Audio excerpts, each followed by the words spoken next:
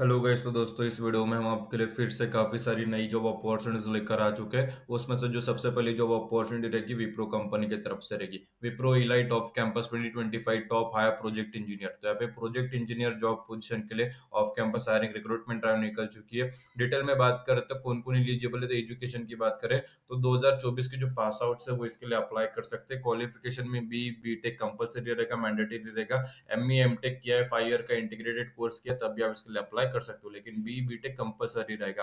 Branch of study तो सबसे पहले सीएस आईटी के जो ब्रांचेस रहते हैं, कंप्यूटर साइंस और आईटी ब्रांचेस के जो स्टूडेंट्स है वो इसके लिए अप्लाई कर सकते हैं। स्टेट स्टैंडर्ड में 60% का जो है क्राइटेरिया रहेगा, उससे या उस उतने हुए उससे ज्यादा चल जाएंगे। 12% में भी सेम है, 60% या अबोव रहेगा। ग्रेजुएशन में 60% या सीजीपीए पॉइंटर है तो 6 सीजीपीए या उससे ज्यादा होनी चाहिए।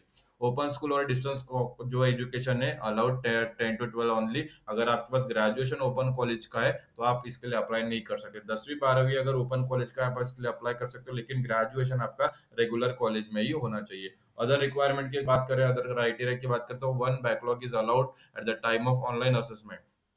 जब आपका जो है रिक्रूटमेंट कंडक्ट किया जाएगा तो उसमें ऑनलाइन असेसमेंट जो स्टेप आएगा वहां तक आपका एक बैकलॉग अलाउड रहेगा, लेकिन उसके बाद वो भी क्लियर हो जाना चाहिए, बाद में वो अप्लाई नहीं किया जाएगा। Candidate are expected to clear the backlog along with 8 semester. Maximum 3 year का गैप चल जाएगा, लेकिन बिटवीन टू 12 टू ग्रेजुएशन, लेकिन ग्रेजुएशन के बीच में जो 4 साल का ग्रेजुएशन रहेगा उसके बीच में वो गैप नहीं होना चाहिए। अपने 10वीं कर ली, बीच में गैप दे दी, बाद में 12वीं कर ली वो चल जाएगा। 12वीं कर ली, बीच में गैप दी, बाद में फर्स्ट ईयर में एडमिशन ली वो चलेगा, लेकिन एजुकेशन जो रहता है 4 ईयर की जो डिग्री है उसमें ग्रेजुएशन वहां पे अलाउड नहीं रहेगा। फुल टाइम डिग्री होनी चाहिए, course recognized by the central state government of India.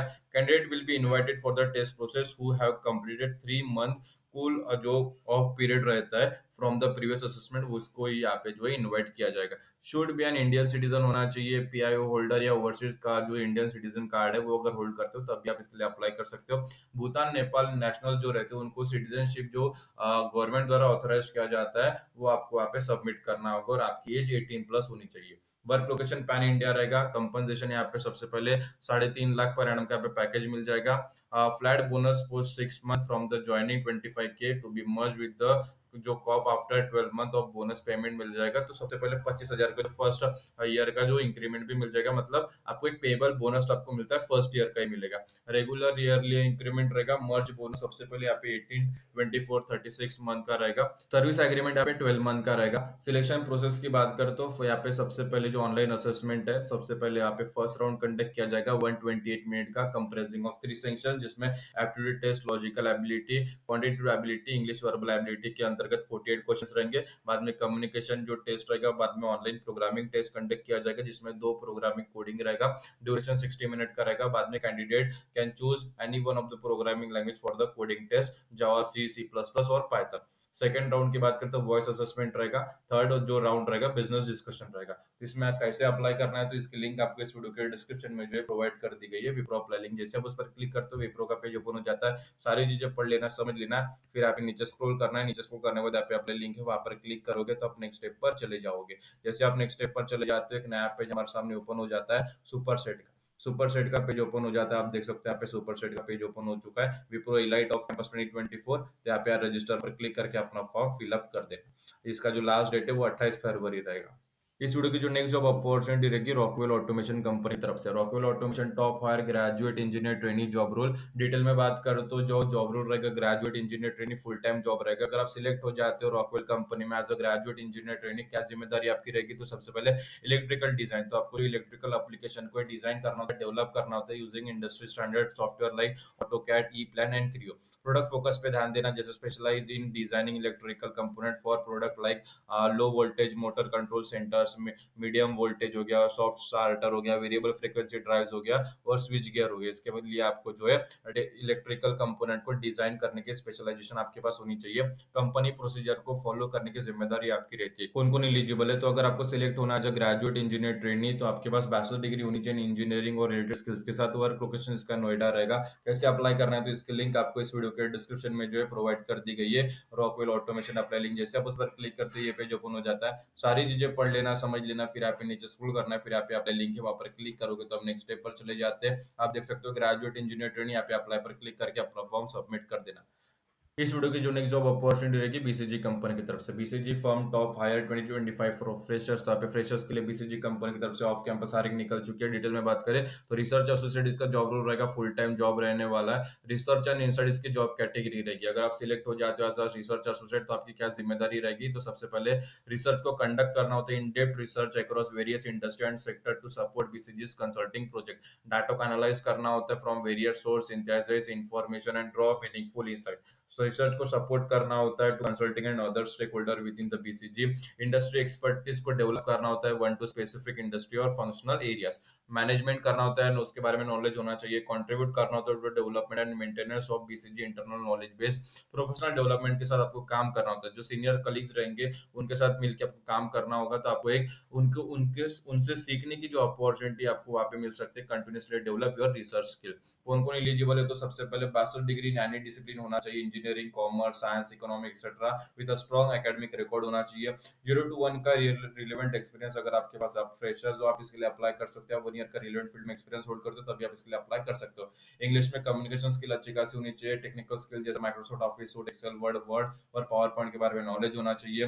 Data को एनालाइज करने की एबिलिटी आपके पास होनी चाहिए। वर्क लोकेशन का बैंगलोर रहेगा। कैसे अप्लाई करना, तो इसकी लिंक आपको इस वीडियो के डिस्क्रिप्शन में जो है प्रोवाइड कर दी गई है। बीसीजी अप्लाई लिंक, जैसे आप उस पर क्लिक करते हो ये पेज ओपन हो जाता है। सारी चीजें पढ़ लेना, समझ लेना, फिर आप नीचे अप्लाई लिंक है वहां पर क्लिक करो तो हम नेक्स्ट स्टेप पर चले जाते हैं। आप देख सकते हो यहाँ पे रिसर्च एसोसिएट है, बैंगलोर है। यहाँ पे अप्लाई पर क्लिक करके अपना फॉर्म सबमिट कर देना है।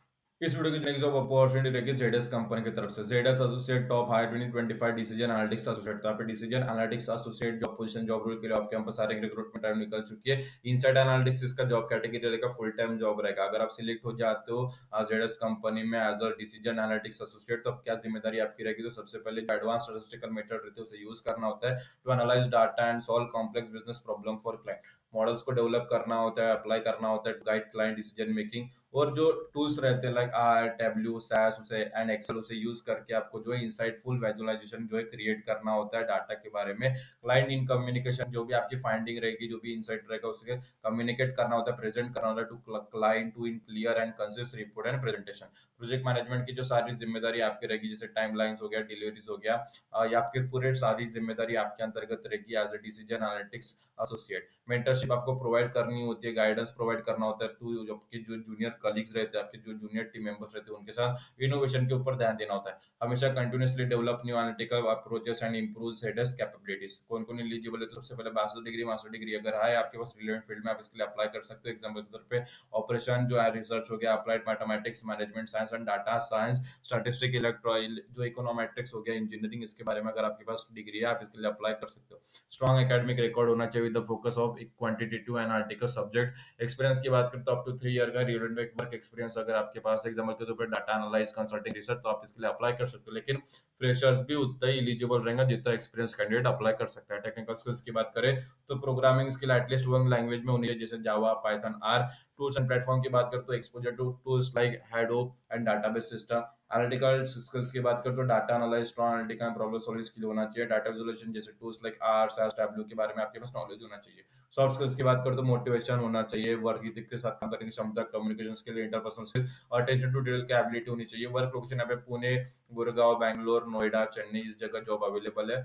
इसकी लिंक कैसे अप्लाई करना है, तो इसकी लिंक आपको इस वीडियो के डिस्क्रिप्शन में जो है प्रोवाइड कर दी गई है। जेडएस अप्लाई लिंक, जैसे आप उस पर क्लिक करते हो ये पेज ओपन हो जाता है। सारी चीजें पढ़ लेना, समझ लेना, फिर आपके नीचे अप्लाई लिंक है वहां पर क्लिक करोगे, आप नेक्स्ट स्टेप पर चले जाते हैं। डिसीजन एनालिटिक्स एसोसिएट, आप अप्लाई का बटन है वहां पर क्लिक करके अपना फॉर्म फिलअप कर देना है। इस वीडियो में हमने 4 जॉब रिगार्डिंग डिस्कस किया। एक जेडएस, दूसरा बीसीजी, तीसरा रॉकवेल और चौथा हो गया विप्रो। चारों की लिंक्स हमने अप्लाई करने की इस वीडियो के डिस्क्रिप्शन में जो है प्रोवाइड कर दी गई है। अप्लाई करने की जिम्मेदारी आपकी। अगर अप्लाई करते हो कुछ भी परेशानी आती है तो इस वीडियो के कमेंट सेक्शन में कमेंट कर देना, हम उसका जो सोल्यूशन आपको रिप्लाई कर देंगे ताकि जो आपकी एप्लीकेशन है सक्सेसफुली सबमिट हो जाए। और अपने दोस्तों के साथ वीडियो शेयर कीजिए जिन्हें जॉब की जरूरत है, जिन्हें जॉब की तलाश है। अगर आप अपने तरफ आई हुई अपॉर्चुनिटी उनके साथ शेयर करोगे तो उनकी तरफ आई हुई अपॉर्चुनिटी आपके साथ जरूर शेयर करेंगे। तो आज की वीडियो में इतना ही, फिर मिलेंगे अगले वीडियो में फिर नई जॉब अपॉर्चुनिटी के साथ। तब तक स्टे ट्यून। और वीडियो ने पूरा देखा इसलिए आप सभी का तहे दिल से धन्यवाद।